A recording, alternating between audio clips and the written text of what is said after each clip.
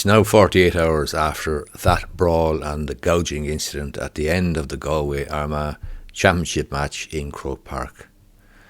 I fear, though, a step that's being suggested as a consequence of that and of what occurred is going to leave me embarrassed as a GAA man.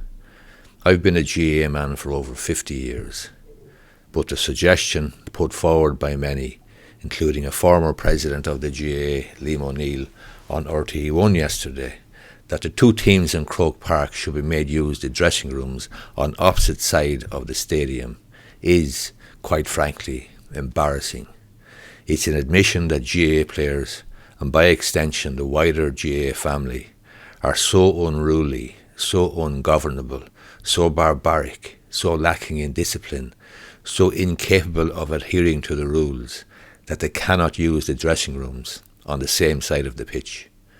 They're incapable of departing the playing surface without a free-for-all or some sort of physical altercation occurring, and so we must insist that they go to opposite side of the pitch at half and full time. What next? Arrival at the ground by different routes, segregation of fans, entry to the pitch by different gates.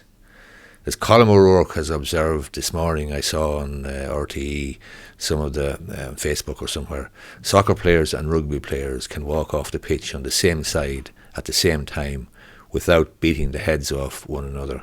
Why can't we? This whole episode is a stain on the GAA family. But this suggestion that we who love the GAA and its games are so close to lawlessness that we must keep the protagonists apart and in opposite sides of the ground if you're to carry on is an admission of defeat. And what about provincial grounds where dressing rooms are on the same side of the pitch and you do not have the option of having players go to the opposite sides? We must elevate our disciplinary standards to a point where a penalty such as a suspension means something and is served, unless there are exceptional circumstances. And the circumstances for the overturning of any penalty imposed must be truly exceptional, such as a mistake by the referee in the first instance in perhaps identifying a player.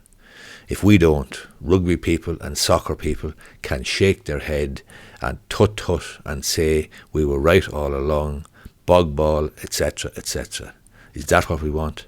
Or will we fix our broken disciplinary system? What's your view? What's your view of what occurred? What's your view of what should happen now? If you like this video, give it a thumbs up down below, and I'd be interested in seeing your comments down below as to where we go from here. Should teams in Croke Park, for example, where you do have the luxury of having them go off to opposite sides of the ground because there's dressing rooms on both sides, should that happen? Or is that, as I suggest, an admission of defeat, an admission that we are unable to regulate ourselves and unable to walk off the pitch without beating the head off each other?